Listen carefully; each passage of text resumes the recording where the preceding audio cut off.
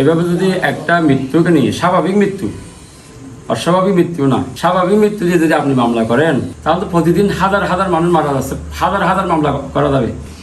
ওনার চেহারাটা আমি কখনো দেখি নাই। ওনার সাথে কোনো হ্যাসিং মানে কোনো বাঘ বিতরণ পর্যন্ত হয় নাই।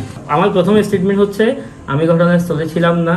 আমাকে যদি কেউ দেখে থাকে আমি ওই মহিলাকে মারছি, কিংবা আমার বাবার নাম যেহেতু বলা হচ্ছে আমার বাবা মারছে, আর আমাদের এখানে যারা দলীয় নেতা কর্মী আছে তারা ওনাকে আহত করছে, ওনাকে মারধর করছে, এরকম কোনো ব্যক্তি যদি সচককে দেখে থাকে তাহলে সেটা বলুক, কিংবা সেটা প্রমাণ হোক। মুখে বলতে তো হবে না, কোনো ভিডিও ফুটেজ, কোনো ধরনের সংশ্লিষ্টতা আছে এরকম আমরা এভিডেন্স দেখানোর জন্য প্রথমে ওনাদেরকে রিকোয়েস্ট করছি। সমুদ্রের গর্জনে ভিন্ন স্বাদের সামুদ্রিক খাবারের ভরপুর আয়োজন উপভোগ করতে আজই চলে আসুন প্যাসিফিক বিচ লাউঞ্জ ক্যাফে কক্সবাজারে। আচ্ছা, আমার প্রথম বক্তব্য হচ্ছে, আমি ওই ঘটনায় উপস্থিত ছিলাম না। আমি তখন কোথায় ছিলাম সেটা আমি আপনাকে প্রমাণ সহ দেখাইলাম। এখন আরেকটা বিষয় বলা হচ্ছে, আমি ওনাদের বক্তব্যে দেখলাম একবার বলা হচ্ছে কি, আমার বাবা সহ যারা বিএনপি নেতারা আছে ওনাদেরকে মারছে, সেখানে অস্ত্র ছিল বলা হচ্ছে। এখন যদি মেরে থাকে, ওনার জখমের দাগগুলা কোথায় সেটা আমরা একটু জানতে চাচ্ছি। মানে ওনাকে কোন কোন জায়গায় জখম করা হয়েছে সেটাও একটু দেখানো হোক। তারপর দ্বিতীয়ত বিষয় হচ্ছে, আমি খবর নিয়ে যেটা জানতে পারলাম, ওইখানে যে ছাত্রলীগ কর্মী যে যার নাম বলা হয়, যার মা মারা গিয়েছে, তার মা এবং তাকে ওইখানে কেউ দেখেছে। হ্যাঁ, ওইটাও কাউকে বলতো, আমাকে দেখেছে কিংবা ওইখানে মারামারির সময় ওরা উপস্থিত ছিল, এটাও তারা একটু প্রমাণ সহ বলুক। এবং সবচাইতে যেটা বড় কথা সেটা হলো, আমি দীর্ঘদিন ধরে সামাজিক কার্যক্রমের সাথে যুক্ত, আমি দীর্ঘদিন ধরে রাজনৈতিক কার্যক্রমের সাথে যুক্ত। আমি কেমন, আমার চলাফেরা কেমন, আমি এরকম কাজে জড়িত থাকতে পারি কি না, হ্যাঁ, সেটাও আমি যারা এখানে দর্শকবৃন্দ যারা দেখবেন ওনাদের কাছে আমি প্রশ্ন রাখছি যে আমার যে রাজনৈতিক কার্যক্রম, আমার যে চলাফেরা, আমার যে নীতি, ওইটার মধ্যে এই ধরনের জঘন্য কোনো কাজ মানে আমার দ্বারা সম্ভব কিনা। এবং যে SM ইমরান কিংবা রহমান যে ছেলেটার কথা বলা হচ্ছে, ওই ছেলেটা ব্যক্তিগতভাবে আমার এলাকার ছেলে হিসেবে আমার কাছে অনেকবার আসছে, আমি তাকে অনেকবার নিজে হেল্প করেছি বিভিন্ন বিষয়ে, সে আমার শরণাপন্ন হয়েছে বিভিন্ন সময়, আমি তাকে হেল্প করেছি। হ্যাঁ, এখন কেন তারা সেখানে আমাদের নাম বলছে, আমি মনে করছি এটা রাজনৈতিক প্রতিহিংসার বশবর্তী হয়ে আমার রাজনৈতিক ক্যারিয়ার এবং আমার বাবা যেখানে একজন ওইখানকার স্থানীয় নেতা, এখানে বিভিন্ন ইকুয়েশন থাকে রাজনীতির, আমি মনে করছি আমাদের রাজনৈতিক প্রতিহিংসার বলি বানানো হচ্ছে।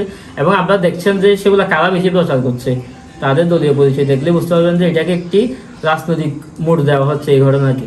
তো প্রকৃত এরপরে আমার আব্বুর নাম যেহেতু ওনারা বলছে, তাহলে বাকিটা উনি বলবে আর কি। টাইপালংয়ে একজন মহিলা মৃত্যুবরণ করেছেন। আমি সর্বপ্রথম ওনার বিদেহী আত্মার মাগফিরাত কামনা করছি, আল্লাহ ওনাকে বেহেশত নসিব করুক। পাশাপাশি যে একটা মৃত্যুকে কেন্দ্র করে আমাকে এবং আমার পরিবারের, আমার ছেলে এবং আমার দলের মানুষকে জড়ানো হচ্ছে, এটা আমার কোনো অবস্থাতে বোধগম্য হচ্ছে না। কারণ মানুষ এভাবে যদি একটা মৃত্যুকে নিয়ে স্বাভাবিক মৃত্যু, অস্বাভাবিক মৃত্যু না, স্বাভাবিক মৃত্যু দিয়ে যদি আপনি মামলা করেন, তাহলে তো প্রতিদিন হাজার হাজার মানুষ মারা যাচ্ছে, হাজার হাজার মামলা করা যাবে। এটা আমি তীব্র নিন্দা জানাচ্ছি আমার দলের পক্ষ থেকে এবং আমার ব্যক্তিগত তরফ থেকে। এটা মিথ্যার দিকে যায়েন না, সত্যকে মিথ্যা দিয়ে ঢাকা যায় না। আসুন সত্য উদ্ঘাটন করার জন্য আপনারা, আমি প্রশাসনের সর্বোচ্চ নীতি নির্ধারকে এবং NSI, DGFI, গোয়েন্দা সংস্থা সহ আপনারা নিরপেক্ষ তদন্ত করেন, সমস্যা নাই।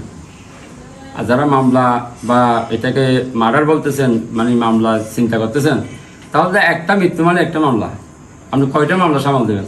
যে মহিলাটা মারা গেছে, আমি ওনার নাম শুদ্ধ জানি না। আমার বেশিরভাগ সময়টা আমার ছোটোবেলা থেকে আমার বাবা আমাদেরকে উকিয়াতে রাখছে, আমাদের এটাও আমাদের বাড়ি এবং গ্রামও আমাদের বাড়ি আছে।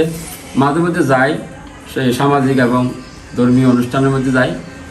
তো একটু আমাদের নিকটতম একটু দূরবর্তী এলাকা হওয়াতে ওনার চেহারাটা আমি কখনো দেখি নাই। ওনার সাথে কোনো হ্যাসিং মানে কোনো বাঘ বিতরণ পর্যন্ত হয় নাই। আর আমরা ছিলাম টাইপালং স্টেশনে, ওনার বাড়ি হচ্ছে স্টেশন থেকে প্রায় 1000 গজ দূরে হবে ন্যূনতম। তো এখানে ওনার সাথে হ্যাসিং বা বাড়াবাড়ি মারামারি, তো আমি এটা তো অবান্তর।